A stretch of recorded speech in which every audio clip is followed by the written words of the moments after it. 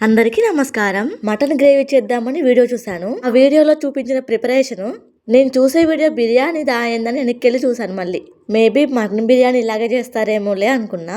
Mutton తెప్పిస్తున్నా కాబట్టి అందులో కావాల్సిన మొత్తం ఇంగ్రీడియంట్స్ మొత్తం తెప్పించుకున్నాను. సండే అంటే మధ్య తరగతి ఇళ్లలో పెద్ద పండగే అని చెప్పాలి. ఈసారి మటన్ నాకు కొత్తగా చేయాలనిపించింది.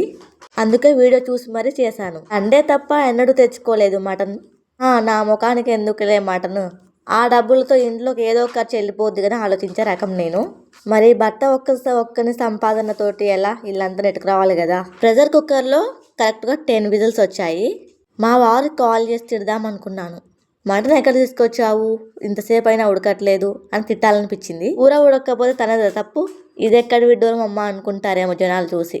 అందుకే కొద్దిగా వెనకడుగు వేశాను. వీడియో చూసి చేశాను కదా, చాలా బాగా వచ్చింది. వాళ్ళు చెప్పినట్టుగా వేశాను. సరేనబ్బా, ఉంటాను. వీడియోకి ఒక చిన్న లైక్ చేసేయండి.